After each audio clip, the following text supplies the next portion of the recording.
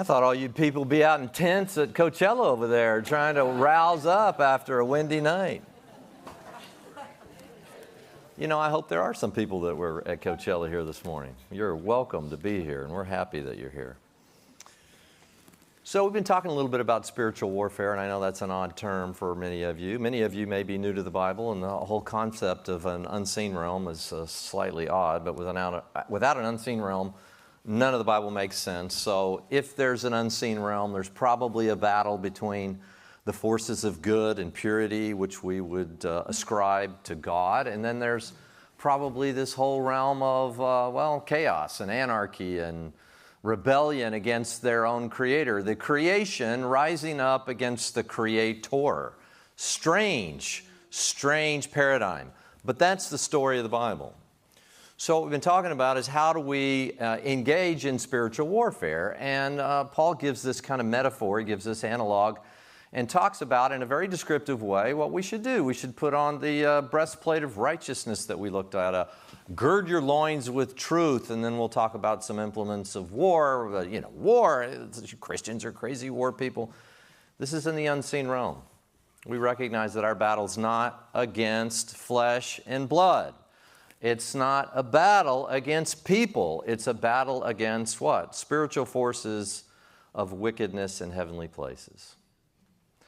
How you can make sense of what Opal described a minute ago, child trafficking, sex trafficking. I was engaged with an organization, international organization years ago, and I had to get off. I just couldn't take it. I mean, it's just unimaginable what the deceit of the human heart will sink to.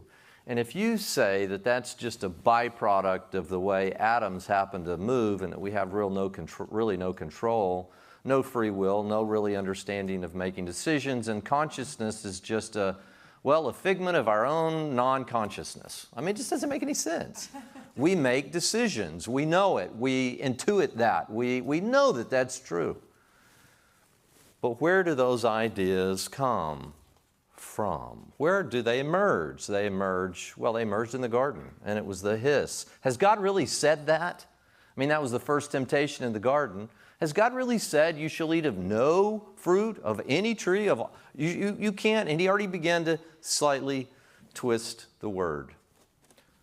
R.C. Sproul wrote this, and I think it's right. I would define this as probably the core text for my life. The way I think about reality and the reason I think I'm on the planet in some ways would be for this purpose. And not everybody's called to be a teacher. We talk about it all the time. The brother of Jesus, the half-brother of Jesus, James, said, not many of you should want to be teachers, knowing as such you will incur a stricter judgment. If I'm going to get up here and stand behind this pulpit and say, this is what God says, I better be right. I better be spot on. I better not be caught up in a bunch of traditions and who has authority and all the different things that we can get sidelined by, or political issues, or all the other things that we can get wrapped up in, imagining that in some way we're advancing the kingdom of heaven. The kingdom advances when people learn that Jesus loves them, but that they're in a dire strait, that they have need of Him for their atonement, and then they begin, and I know it's a corny title, but I don't know what. Maybe it was just post-Easter, going on vacation with Jesus. Randy said that, and I said that? I can't even believe I entitled this that. But if you get, the point is, you can't talk about who you don't know, and you can't talk about what you don't know. That's reality. Another way of saying that is you can't give out what you don't possess. You sit there and try to talk about Christianity and you haven't been living life with Jesus, good luck with all that. You could probably become more of an impediment than you would someone who would advance the cause of Jesus. But Dr. R.C. Sproul, God rest his soul. And by the way, I love this. In fact, it brought tears to my eyes because R.C. is a well-known guy. He's part of the Gospel Coalition. Not the Gospel Coalition, but Ligonier. Amazing guy. But you know where he used to do his sermon prep? He was a golf fanatic. I don't know how good he was, but I think he lived in Florida. And he would do his sermon prep and take all of his stuff, and he'd go right into the dining room or the men's locker room, wherever, and he'd just set out all of his books and all those kinds of things. And it was amazing. And he would do a sermon prep. Now, why would he do that? Why wouldn't he go into the sacred, hollow grounds of his own office, maybe inside of a church or in some kind of, because he wanted people to see what he was doing. He was strapping on his boots. That's what we've been talking about. Shod your feet with the preparation of the gospel. And then at his memorial, there were all these guys that were at his country club and said, I just thought God was inaccessible to me, but RC, we'd go by and we'd make funny comments to him. But then he'd always be there, and if we had a question, we could just sit down and have a cup of coffee right there at the club. And there were guys speaking at his memorial that said they had come to know Jesus because RC wasn't just, in the back office of some church somewhere, anticipating that the culture was going to come to him. He went to them. He strapped on his boots with the preparation of the gospel. Now, this is, my friend Jay and Margot sent this to me. He said, R.C. Sproul expressed the comprehensive mission of this teaching fellowship with a stirring statement. Here's what he said. I want to flood the world with knowledgeable and articulate Christians. By this, he meant Christians whose minds are shaped by Scripture, whose lives are marked by holiness, and whose witness is anchored in truth. This tidal wave of clear, courageous faith requires serious education in the Word of God. I believe that's true. I believe that's true. So, I could have finished this last week and this whole, just kind of said, okay, you need to be prepared to share the gospel. But then I went a little deeper and I kind of gave you the outline of 1 Corinthians 15, which is pretty much the gospel in its clearest sense. And this is the gospel by which you are saved. Gospel just means good news if you're watching or otherwise. Gospel just means good news. So good news, what is it? Here's the gospel by which you are saved, that Jesus Christ died according to the Scriptures, the Old Testament, that He was buried, and then on the third day He was raised according to the Scriptures. And then He appeared to all kinds of people. He said over 500 at one time. Cephas, who would become Peter, and then, Mary Magdalene, all these people, He appeared to them. He appeared to them, and you really can't, from an historical perspective, historical critique, you really can't make sense of the fact that we're even talking about this 2,000 years later, that in many ways this country was founded on this Judeo-Christian ethic.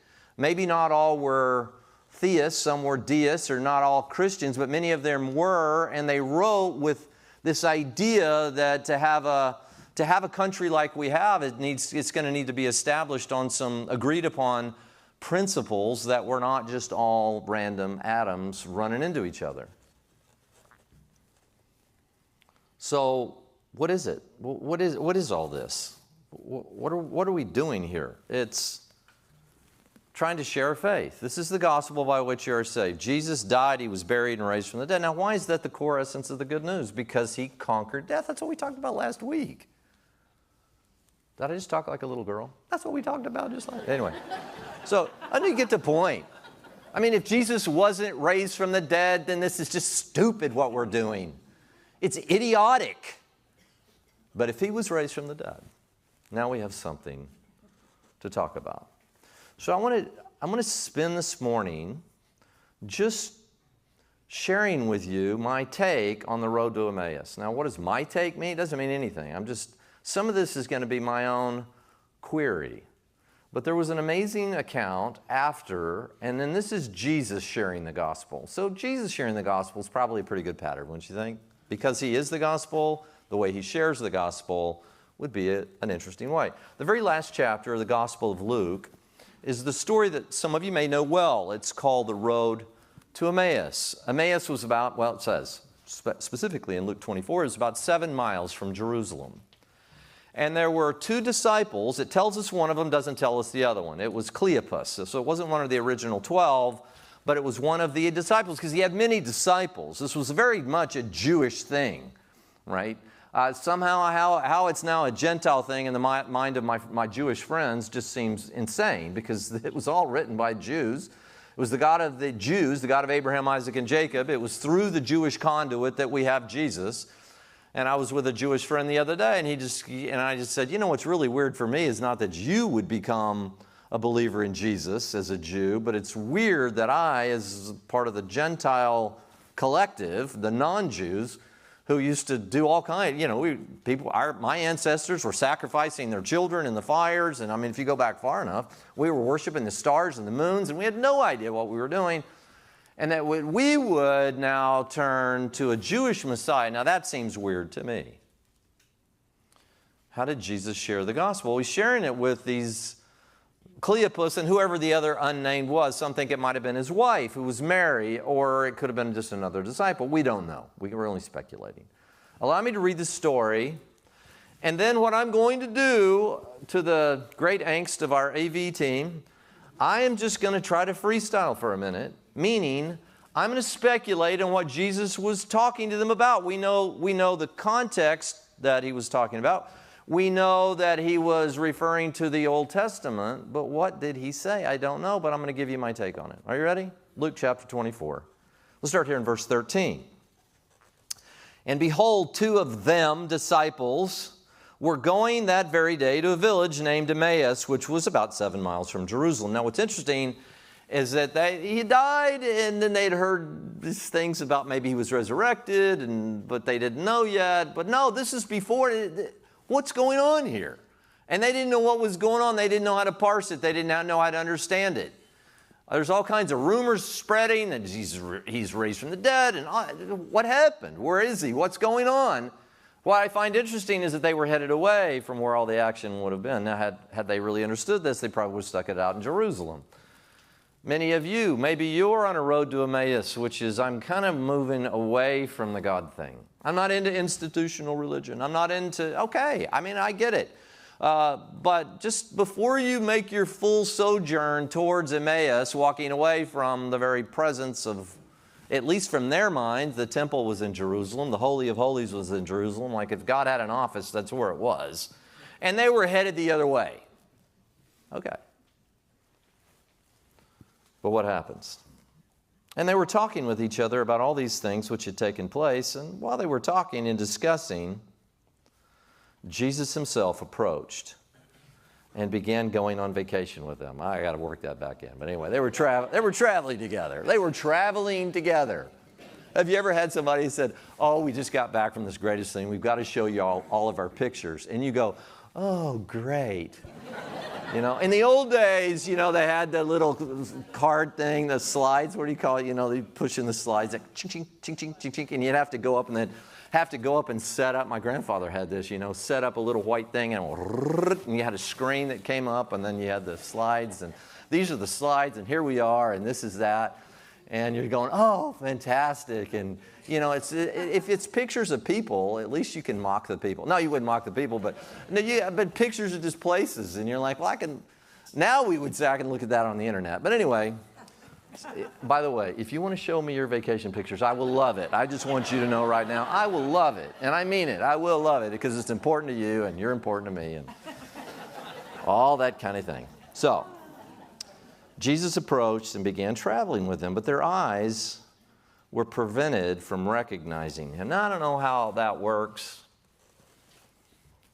I mean, they'd seen him. They spent time with him. Even though these weren't the insiders, they were disciples. They had obviously heard him teach and watched. How could that be? I don't know, but I trust the word on this. And then Jesus said to them, what are these words that you are exchanging with one another as you're walking? And they stood still, looking sad. One of them, named Cleopas, answered and said to him, are you the only one visiting Jerusalem and unaware of the things which have happened here in these days? That is a massive miscalculation. Would you not agree with that?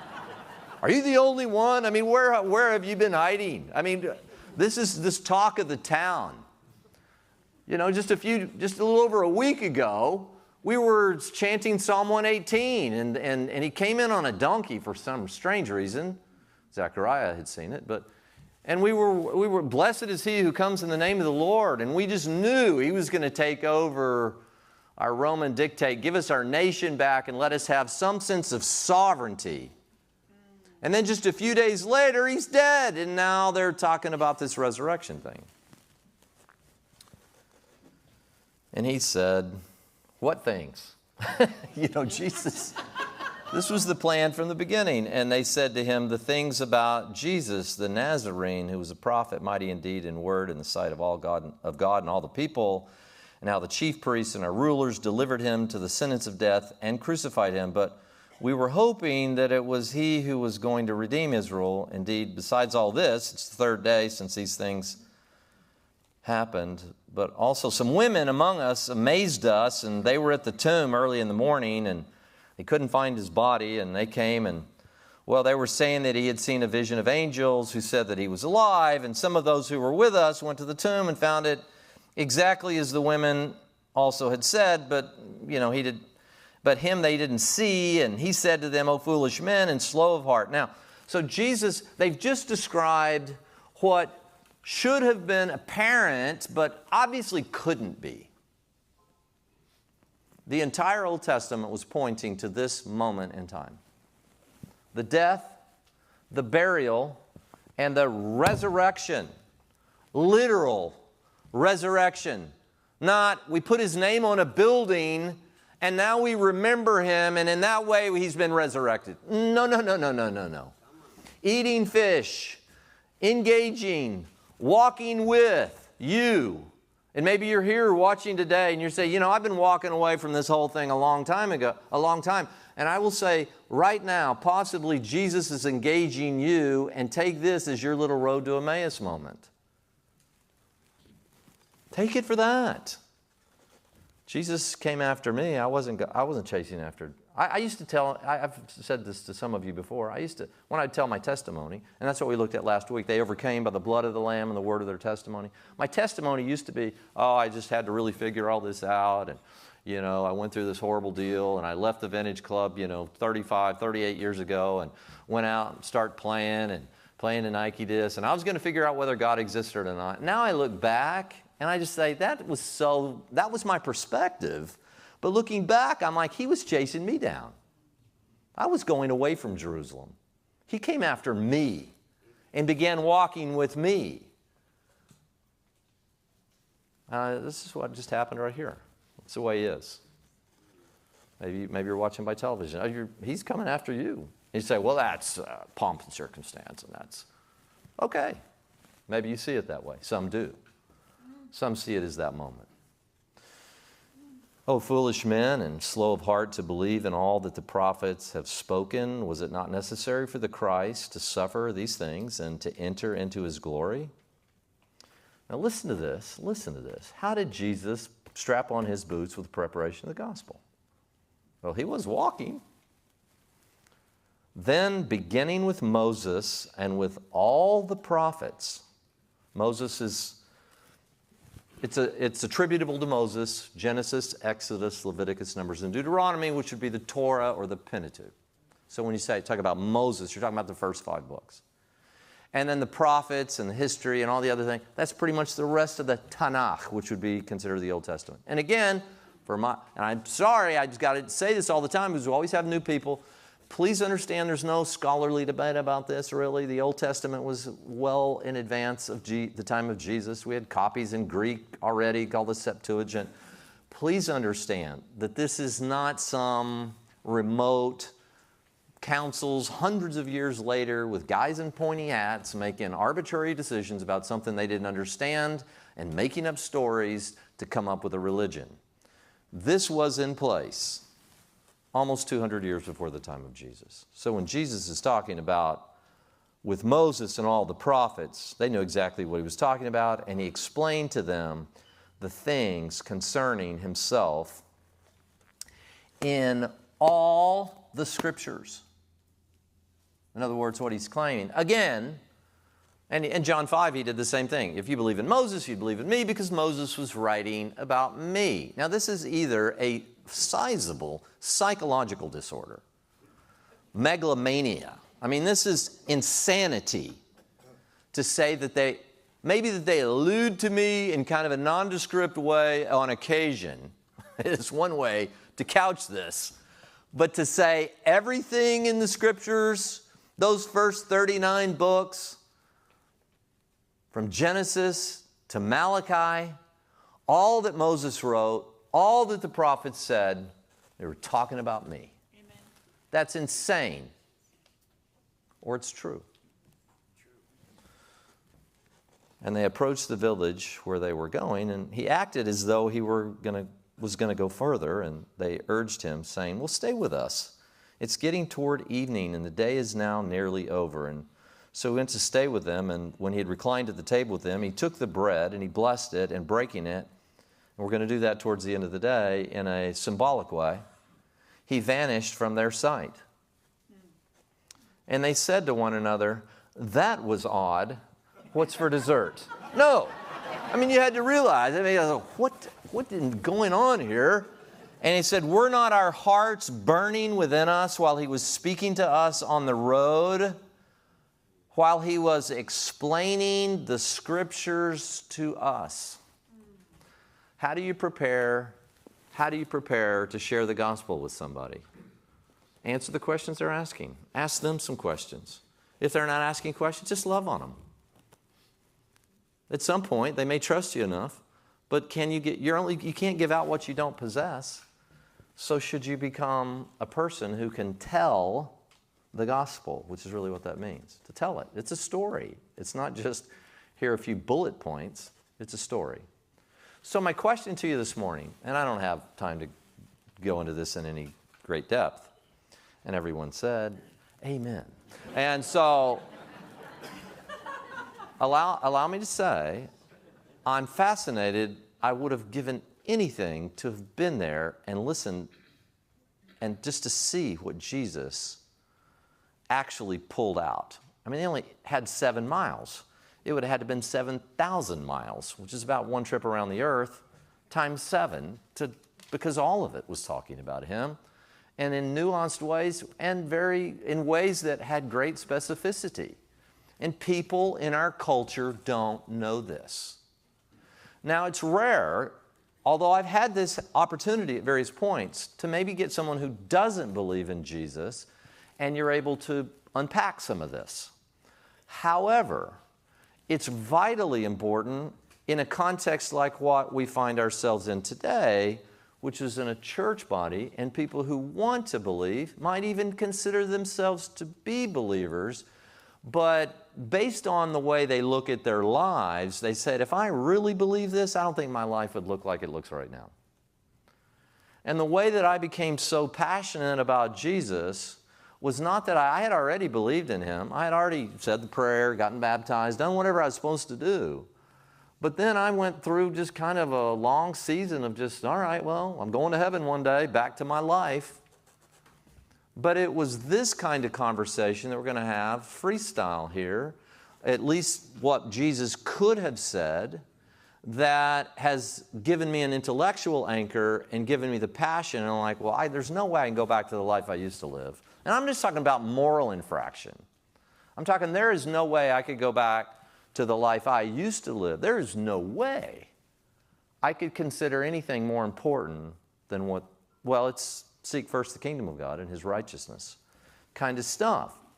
And I don't care what people say, and the religious guy and and everything that people say, I don't care.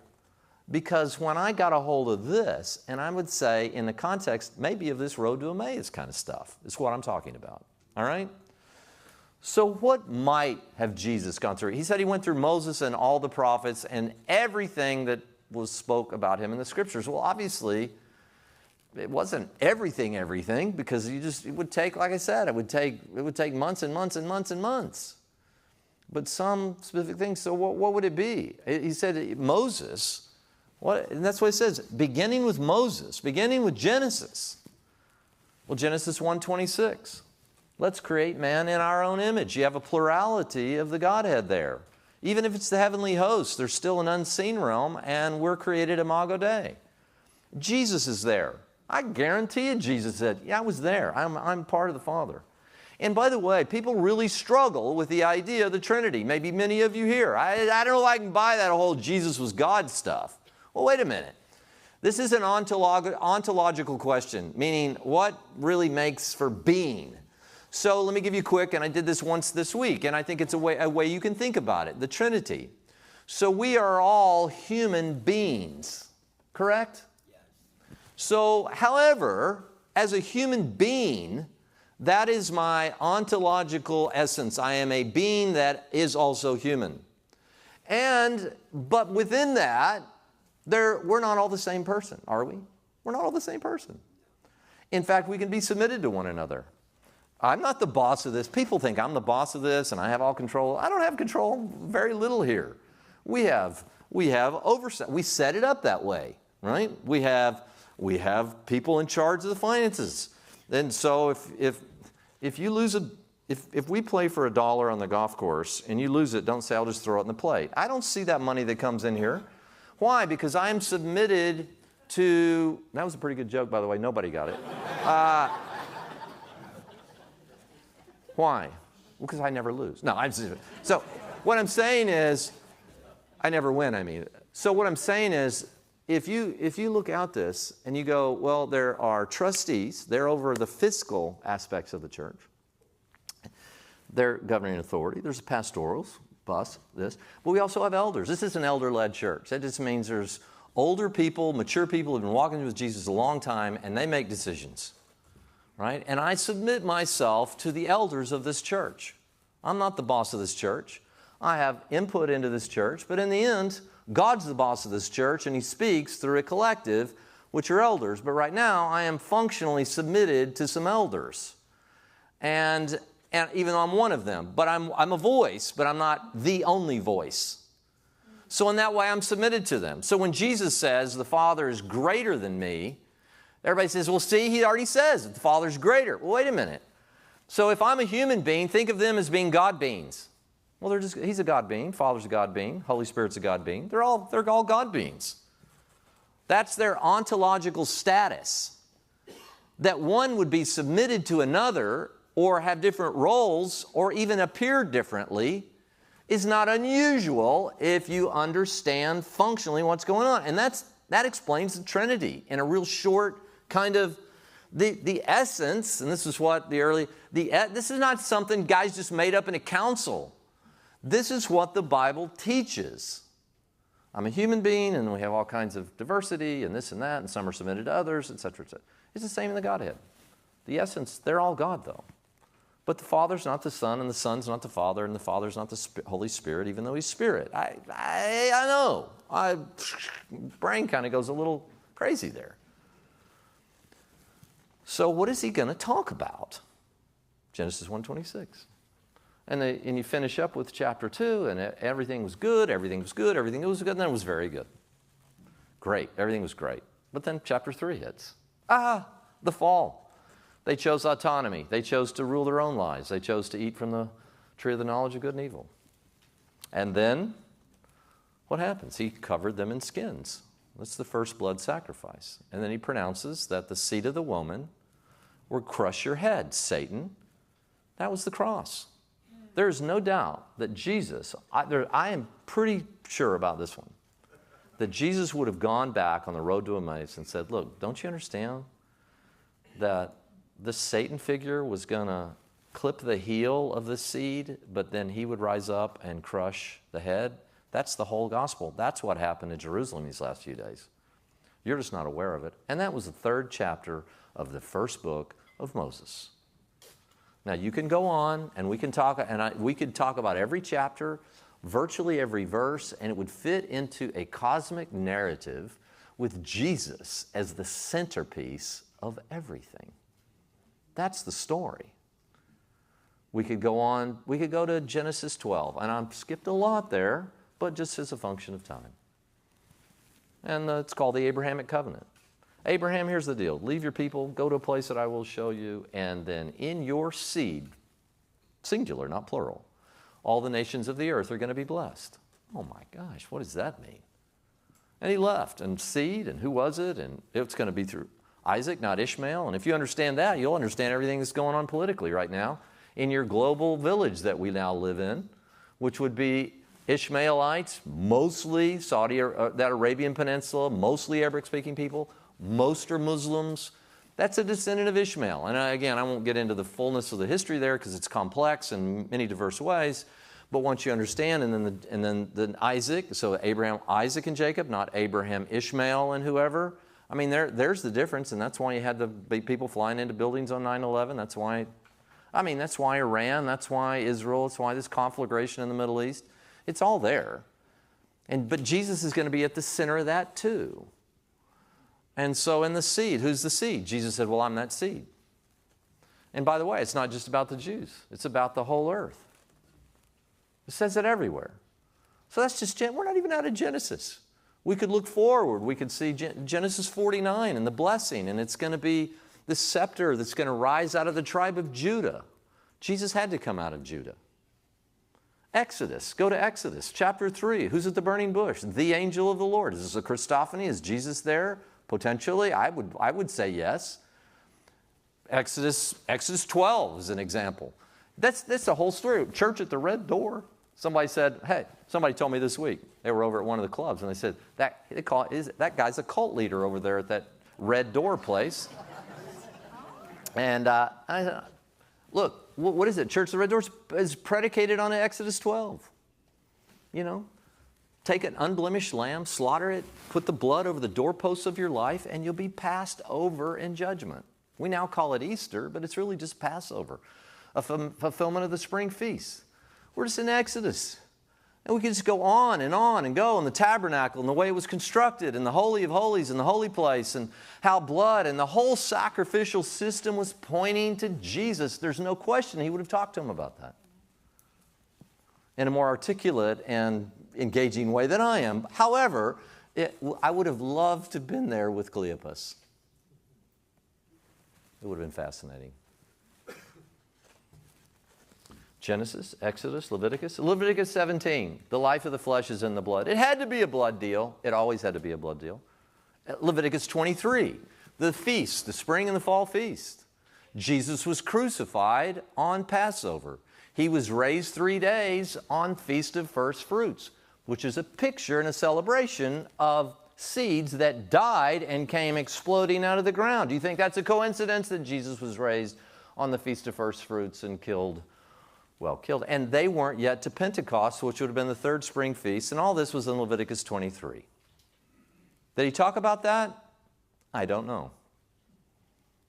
He would have touched on it, alluded to blood being a necessity, no question about it. Genesis, Exodus, Leviticus, how about Numbers? We could go to Numbers 21. We could talk about this.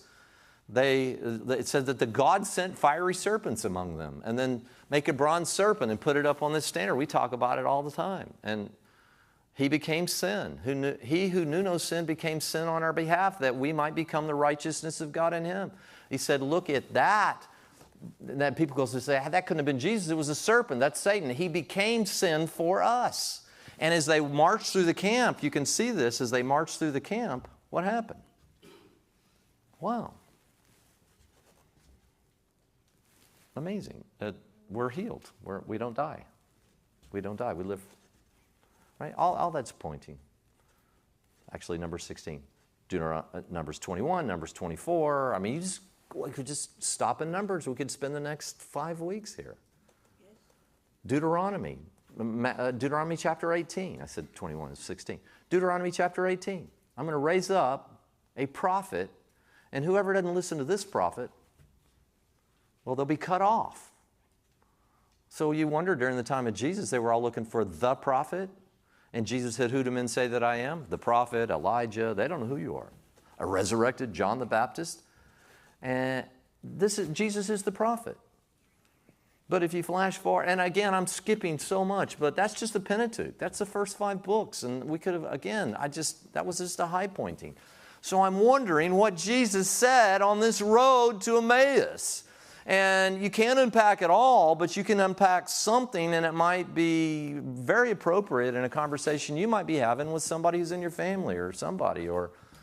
But it even might be more compelling if you've been sitting in seats like this your whole life and you're like, does my life really lend itself? Could I be put under the microscope by Jesus himself, because we will be one day? Did I live for Jesus?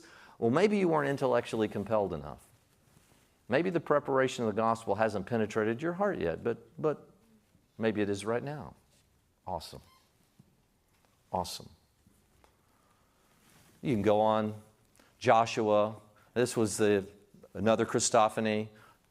This man, it said, with a flaming sword going back and forth, kind of stuff. Almost similar to what happened in the Garden of Eden.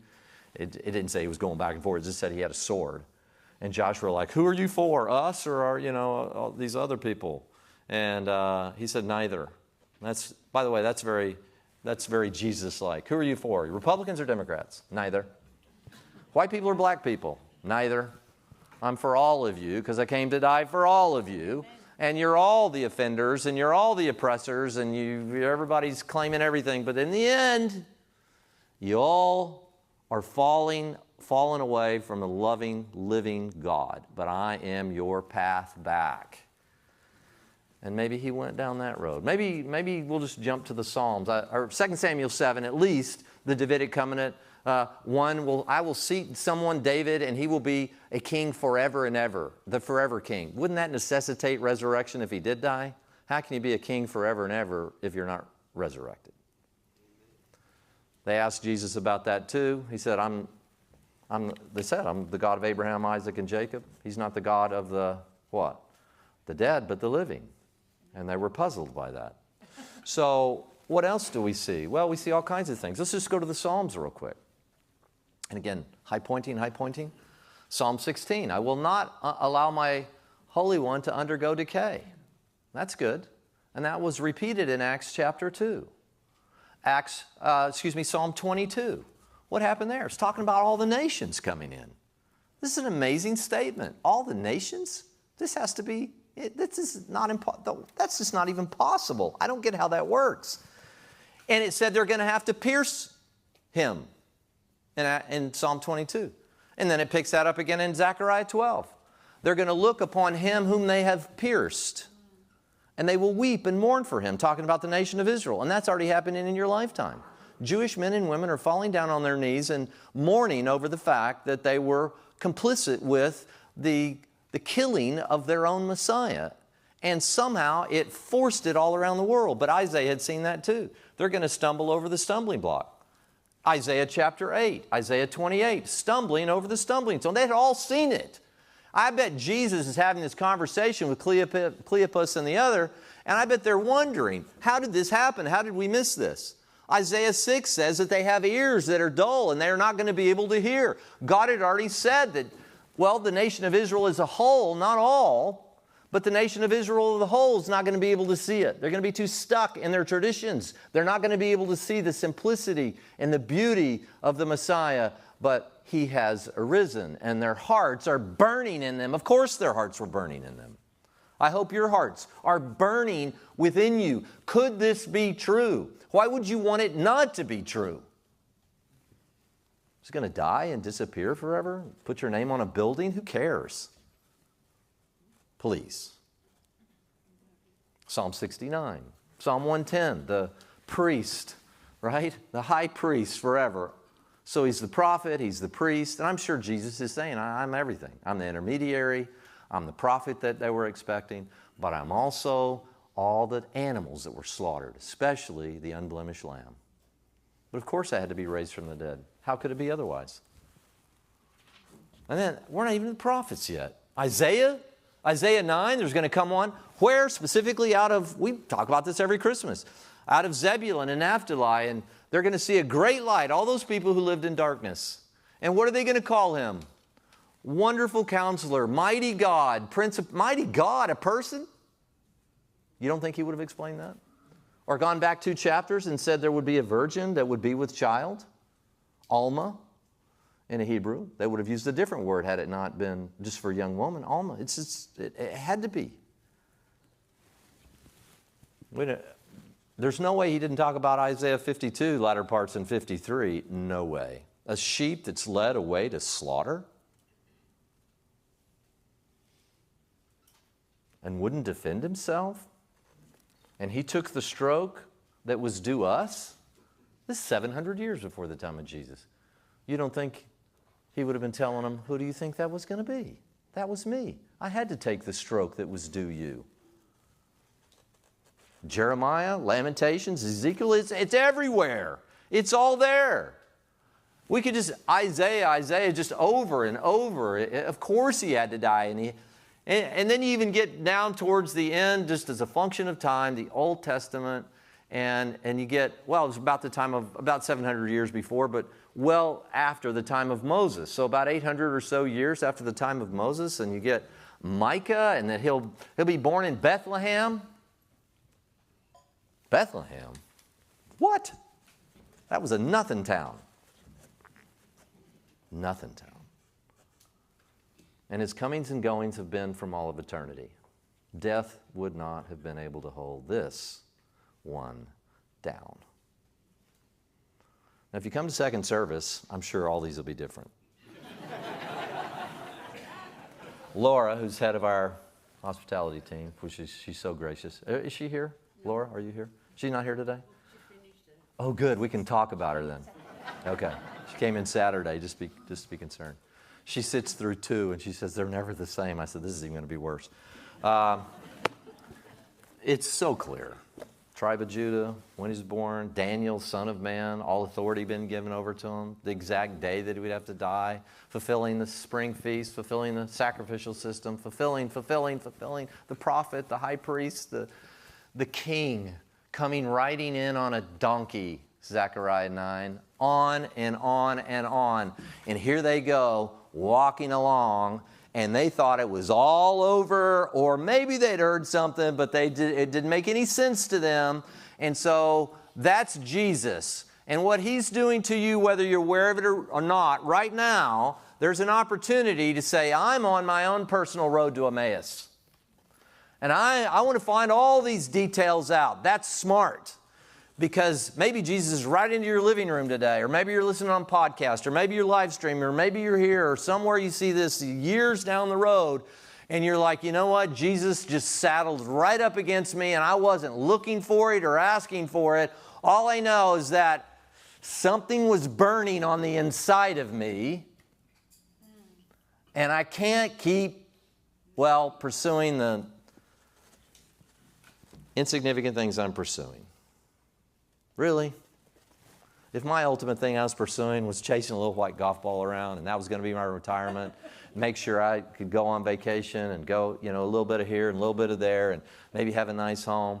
And just about the time I get it all set, I can't move, my elbows hurt, my knees hurt, all this stuff. Look, why? Live for something transcendent. Live for something that's permanent, not impermanence. Because why? Once you do, regardless of any sacrifice you make, once you do, you'll know it's permanent, and you'll have a joy, you'll have a freedom, you'll have a lessened anxiety. And the more you walk with Him, the more you go on vacation with Him, the more you'll know this is true. But to close, you must taste and see that the Lord is good. I can't do it for you. I would love to. If Jesus can't do it for you, He made it possible. But you're a free will agent. You have to make a choice. Will I pursue the King? Eat my flesh and drink my blood.